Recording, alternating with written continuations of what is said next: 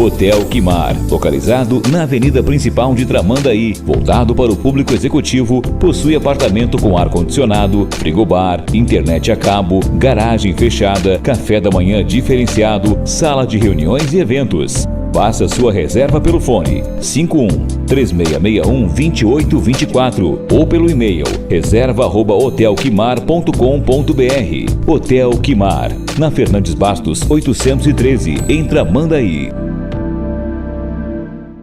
Tendência, prosa e verso. Estamos de volta com mais um programa. Hoje com Maurícia Mies, escritora, professora, mestre em ensino de línguas. Como é que vai, Maurícia? Tudo bem, eu queria agradecer pelo convite. Em primeiro lugar, eu gostaria de dizer do meu encantamento pela Barra. Faz muitos anos que eu não venho aqui, é realmente pitoresca. Todos os pescadores invadindo ali o rio, os banhistas, o rio e o mar se entrelaçando, né? É realmente pitoresca, eu não lembrava mais dessa beleza toda. E é único no mundo este nosso encontro do rio e do mar, e com certeza ele é bastante inspirador, não é mesmo? Com certeza, eu acho que eu vou vir aqui um dia para escrever um poema. Pois é, eu já falei que é bastante inspirador, Maurícia, porque eu sei que uma das coisas que mais te inspira é o próprio mar, é verdade? É verdade, é. O mar realmente me inspira, enquanto eu caminho na beira-mar, eu penso, eu reflito, me inspira escrever sobre o mar, a sujeira. Eu tenho muita preocupação social e com a natureza, né? Isso é refletido nos meus textos. Então, é o mar que me inspira, como é que eu diria, conflitos também me inspiram, e a natureza em si. Nada mais apropriado, então, do que o prosa e verso com a Maurícia ser aqui, na sacada do Hotel Samburá, para a gente falar sobre literatura. E Maurícia, recentemente, quando nós estávamos na Feira do Livro de Tramandaí, eu já tive a oportunidade de mediar um debate e fui escolhido por ti, o que muito me honrou. E nisso, tu encontraste lá uma ex-colega tua, professora de biologia de uma escola de Porto Alegre, a Sally Calduro, e ela disse assim: nossa, eu não sabia que a Maurícia tinha se tornado escritora. E pegando este gancho, já aproveitando, mandando um abraço para a Sally, eu quero te perguntar, como é que surgiu a Maurícia escritora? Como é que tu pensaste assim, vou ser escritora? Como é que se deu este processo aí? Bom, depois da adolescência, quando vim a Porto Alegre, mas enquanto eu era adolescente, eu tinha eu montava uma novela na minha imaginação, não escrevia. Então eu via o ambiente, eu via o personagem e tudo mais, e a partir daquilo ali eu tive necessidade de escrever, colocar no papel. E daí surgiu a forma da realidade, que é quase que um desabafo, é bem biográfico mesmo. Então foi o primeiro. Eu escrevi sem a mínima pretensão, e quando ele estava escrito, eu tive vontade de publicar. Porque quem fala quer ser ouvido, quem escreve gostaria de ser lido, né? Não sei quantos já leram, quantos vão ler, mas pelo menos está aí o que eu queria dizer, né? Sim. Bem biográfico. E assim surgiu então a forma da realidade, que tem como personagem principal Samila, uma mulher por volta dos 80 anos que ainda vê vida pela frente. Conta pra gente um pouquinho do que os leitores encontram aqui. Samila, na verdade. Samila, eu falei Samila, Samila. Samila, na verdade, esse livro aqui, todo o contexto quer dizer, se passa a Samila na beira do mar, também, né, no mar, e ela começa a lembrar desde a sua infância os flashes da vida dela. E ela é interessante que ela viu uma menina e começou a pensar na menina que ela era. Então ela pensava assim, puxa vida, eu não consigo reconhecer mais essa menina no meu corpo de agora. Aí ela começou a pensar, ficou com saudade, estava com saudade das Samilas, das diferentes Samilas da vida dela. Então é isso. E o final, não vou contar. Não, sem spoiler. Sem spoiler.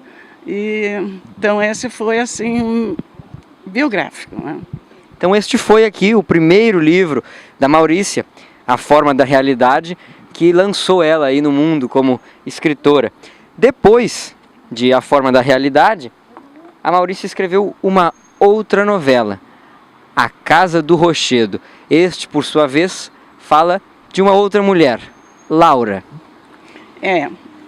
A Samila, da Forma da Realidade, era uma senhora de 80 anos, uma anciã quase, né?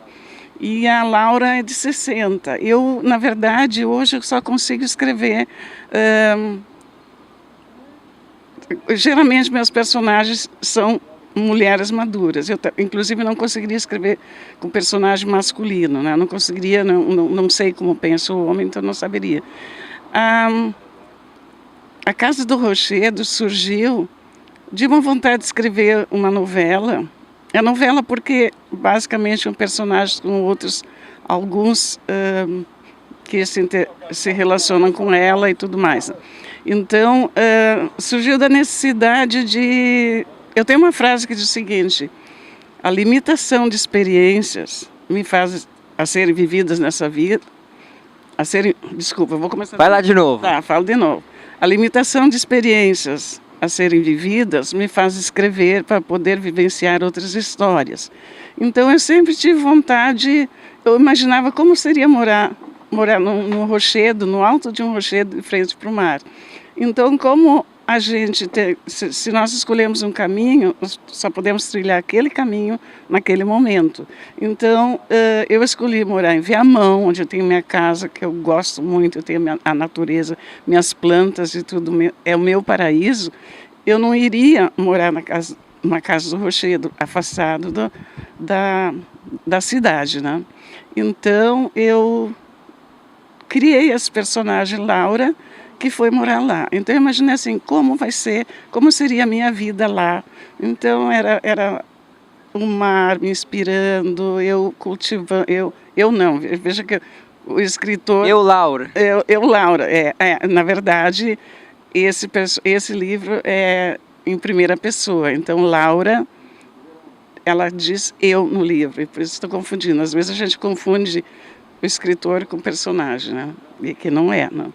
Então, é isso. Então, eu escrevi isso para vivenciar uma outra história. E o que eu gosto do romance é porque a gente pode criar uma história, viver aquela história e fechar aquilo dentro de um livro. Histórias que não existem e que a gente imagina. Então, isso que é bom no romance. E o romance também, enquanto a gente escreve, nós nos envolvemos, o escritor se envolve, pelo menos eu me envolvo. Eu vejo todos os cantinhos do ambiente, eu convivo com o personagem. Isso eu acho que acontece também com o leitor, porque ele convive com o personagem. Eu gostaria de citar um livro que eu li, muitos não gostam do livro, mas para mim a personagem foi tão interessante que eu acompanhei ela desde o início. É da escritora Rosamund Pilcher, Os Catadores de Concha. Eu acompanhei, ela saiu do hospital e foi para casa com um táxi, ela percorrendo os campos até chegar em casa. Quando ela entrou em casa, eu vi que ela morava sozinha, ela sentou no sofá, eu sentei do lado dela, da personagem, e acompanhei ela até o final. E eu fiquei muitos dias não aceitando a morte dela e não tinha mais a Penélope, a personagem. E foi assim, eu acompanhei ela realmente. E eu acho que isso também acontece com o escritor. E o que mais que eu poderia dizer? É isso, né? E a Maurícia comentou pra gente aqui em relação a que se confundiu entre a Maurícia e a escritora em relação a Laura, na Casa do Rochedo. Eu morava lá, era uma vontade que eu tinha. Mas este é o encantamento da literatura. E aqui nesta tua fala recente, tu fazes esta mescla entre a escritora e a leitora. E é isso, está tudo intrínseco, ligado de uma forma ou de outra, né? Porque a Maurícia queria viver numa cidade, numa casa na beira da praia, no alto de um rochedo, mas não pôde ou achou inviável, foi viver na sua casa em Viamão, mas não deixou de ir lá para o rochedo, foi através da literatura. E é isso o que nos encanta. O escritor e as suas várias possibilidades de criar outras realidades a partir do desejo, não é? E é isto que encanta. Mas a gente volta no próximo bloco para falar um pouquinho mais sobre as obras da Maurícia e sobre estes desejos que ela quer achar de transformar na forma da realidade. Até daqui a pouquinho. Consórcio Becker no litoral, aqui em Tramandaí. Hoje estamos com um grupo de motos, né? Contemplação, 10 contemplação por mês, parcelinha de R$165, né? Uma parcelinha super pequena. Tu consegue isso só no Consórcio Becker, né? 10 contemplação por mês e uma por sorteio. Venha logo, para de andar de ônibus, né? Adquira já sua moto com o Consórcio Becker.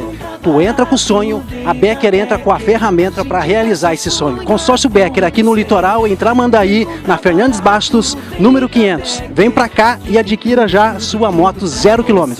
Vem comprar barato, vem pra Becker. Estamos de volta para o segundo bloco aqui, neste ambiente maravilhoso, à beira-mar do Imbé, na divisa com o rio Tramandaí. Maurícia nos falava no primeiro bloco sobre a leitora, sobre a escritora e este processo dela. E eu já quero fazer um gancho e perguntar, Maurícia, como é que é o teu processo de escrita?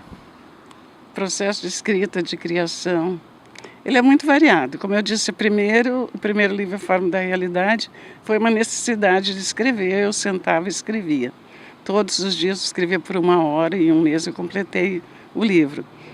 O segundo, eu pensei no assunto, sobre as possibilidades que a gente tem na vida. Mesmo com a idade já mais avançada, existem muitas possibilidades. Então, foi o que eu pensei nessa Casa do Rochedo, foi isso que me inspirou. E a natureza, novamente, o mar está presente, né? E o que mais? Poesia também, que minhas poesias são, que eu chamo de poesias toscas.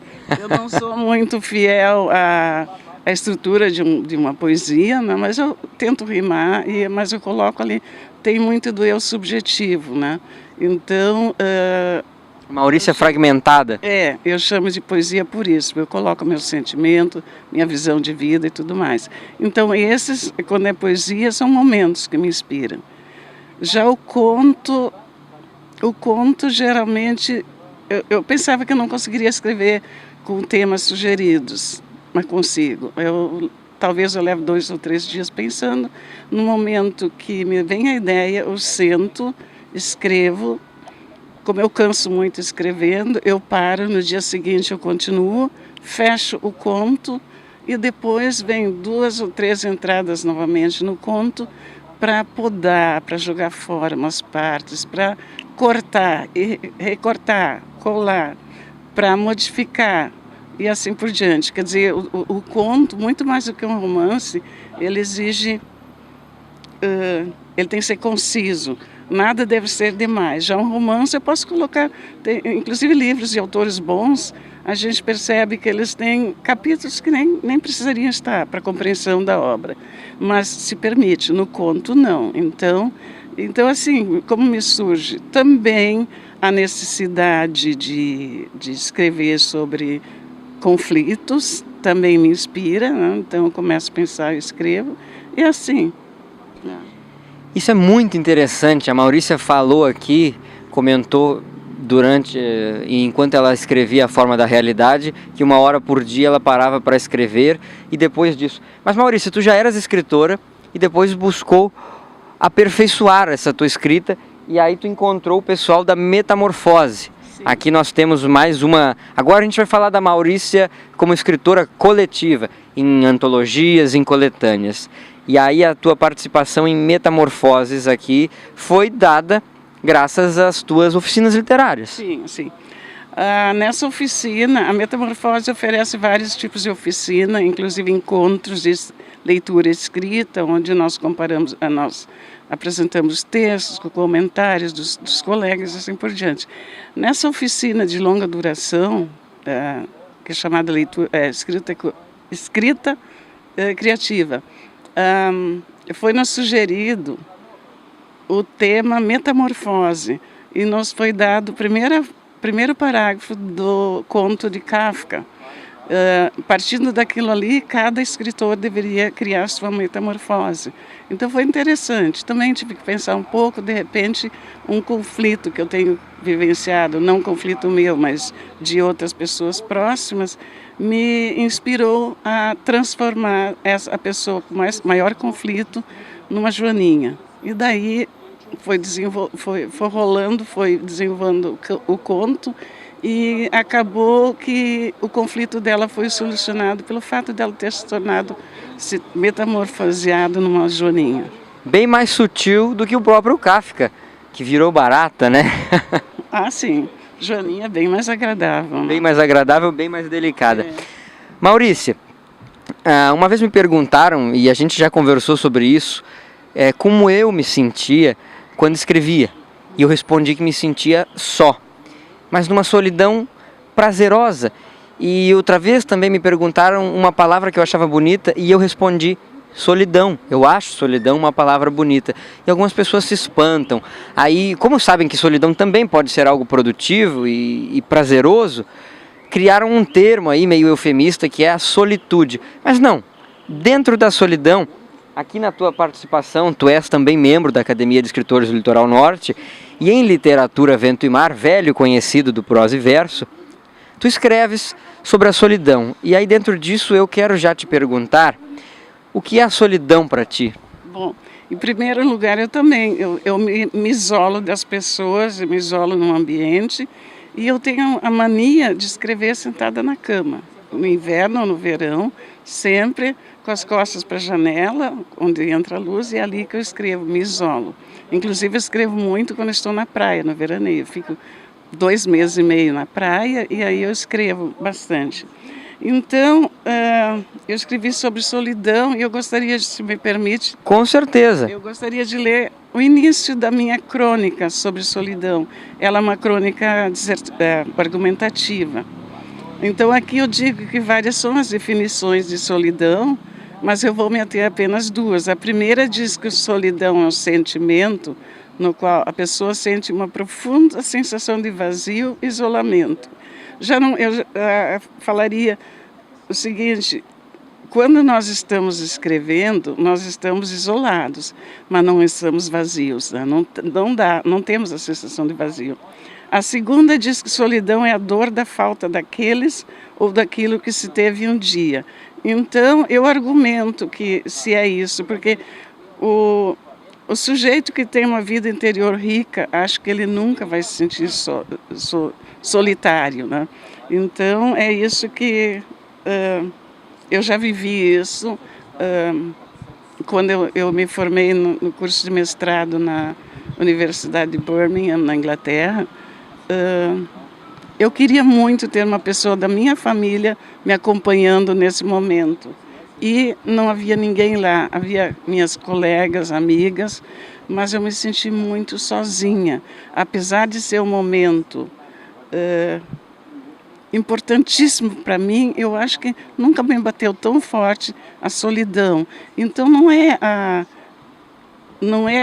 a falta disso ou daquilo, às vezes é a falta das pessoas, às vezes não. Então, mas eu continuo dizendo que quem tem um interior riquíssimo não sente muita solidão, não, é isso. E eu, modéstia à parte, pessoalmente, vejo em Literatura Vento e Mar a crônica Solidão da Maurícia como um dos melhores textos publicados aqui nesta antologia da Academia. E Maurícia, seguindo, depois de Literatura Vento e Mar, tu também está rodando aí as feiras do livro de verão com uma outra antologia, Para Ver a Banda Passar, Contando Histórias de Amor. Isso remete vocês a alguma coisa? Remete, né? Remete a Chico Buarque de Holanda. A Maurícia, no início, falou que sempre escreve sobre mulheres porque não sabe como os homens pensam, não sabem como os homens entendem, e por isso as suas personagens acabam sendo sempre mulheres. Mas aqui, Maurícia, nós temos um homem, Chico Buarque de Holanda, que consegue perfeitamente escrever e falar sobre a alma da mulher como se mulher fosse. Maria Bethânia é uma de suas maiores intérpretes justamente por isso. Sim. Chico Buarque é conhecido como poeta do social e do feminino, né? Então ele diz muito bem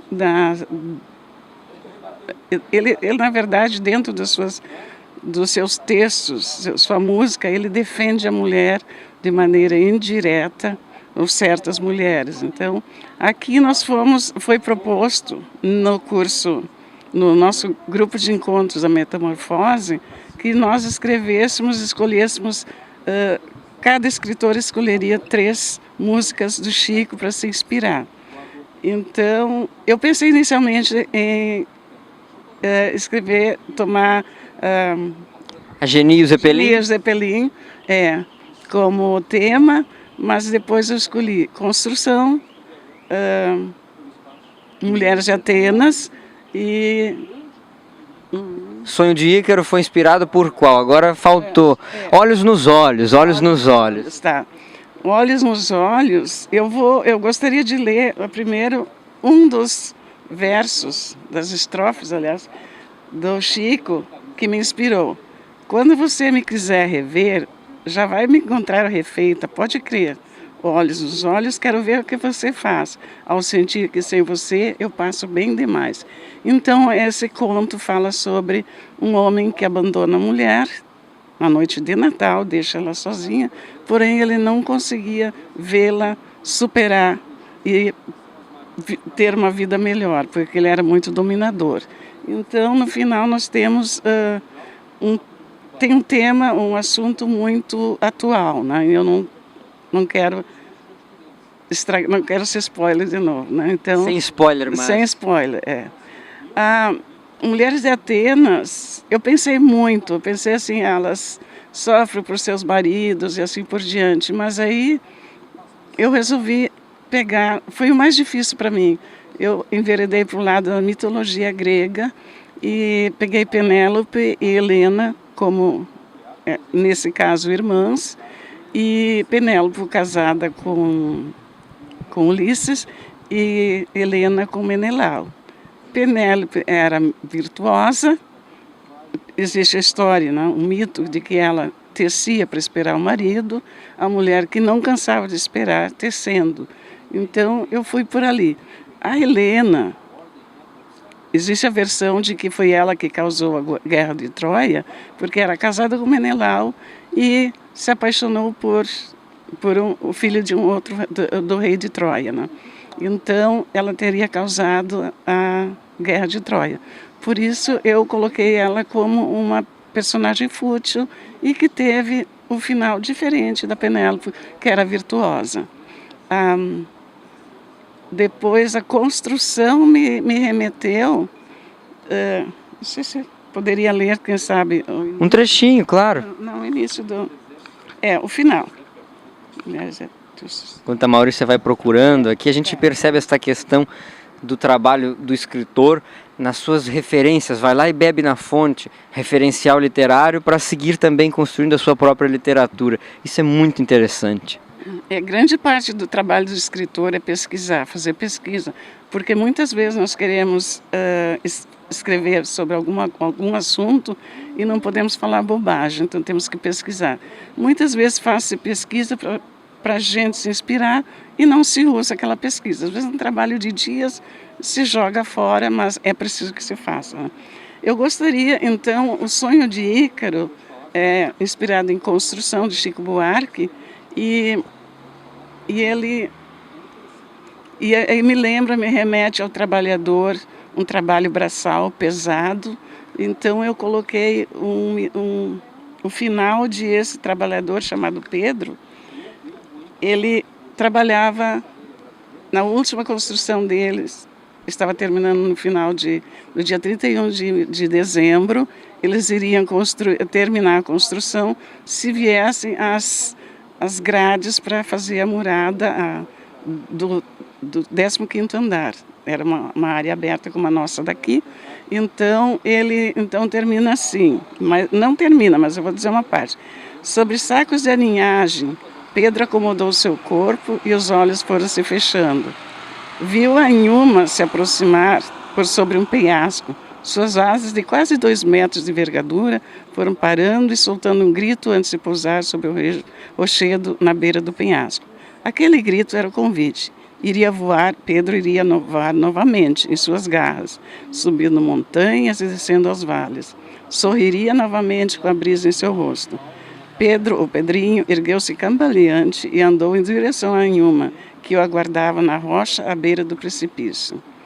Seus passos foram ficando mais ágeis e começou a correr. Atônitos, os colegas perceberam que ele dormia. Os pés do menino voador se enredaram nas cordas que delimitavam a borda do prédio. A Inhuma gritou e, num alar sincronizado, os dois alçaram voo e se separaram-se. E depois termina no voo final. Ó, delicioso incólume voo! O que será que aconteceu com o Pedrinho? Leiam, procurem nas livrarias para ver a banda passar contando histórias de amor, que é um trabalho belíssimo, inspirado nas canções do Chico Buarque. Maurícia, nós vamos chegando ao final do nosso programa. Prosa e Verso vai chegando ao seu fim, este programa, e a gente vai para aquele jogo rápido. Me diz, qual o teu livro favorito? Pois é, eu já pensei várias vezes sobre isso. É muito difícil, porque a gente lê tantos livros. Existe, às vezes, um livro de um escritor, mas nem todos eles são bons. Eu lembro, mas vou mencionar alguns. Eu lembro, assim, de São Bernardo, que me conquistou. Eu li, devorei, assim, numa sentada. Fogo Morto, eu gostei muito. Mas eu sou apaixonada pelos romances de Jane Austen. E eu já li não sei quantas vezes cada um deles e vi os filmes, tanto que eu sei as falas de cor. Mas recentemente eu li A Mulher na Janela, que eu achei um rapaz que escreveu sobre a vida de uma mulher que vivia sozinha. E, aliás, isso que me inspira também. Eu gosto de livros onde um personagem vive sozinho. E já me... Pode te assemelhar. Já percebi isso. Então ele descreve a vida dessa mulher, bebendo, tomando tranquilizantes e tudo mais, mas tem um final surpreendente. Então aquele inesperado, ele foi tão bem construído, foi totalmente inesperado. Então A Mulher na Janela, o mais recente que eu li, adorei muito também. É uma boa sugestão de leitura. E o teu escritor favorito, algum? Também, Jane Austen. Escritora inglesa do século XIX, parece que é, século XIX. A literatura, para ti, é? A literatura é fantasia, porque ela nos leva para uma outra realidade, né? Para outro mundo. Literatura, para mim, é isso, né? Ela nos faz, como eu digo aquela frase, escreva para poder vivenciar outras histórias. A mesma coisa acontece como leitora. A gente consegue vivenciar outras histórias. Não fica limitado no mundinho da gente, né?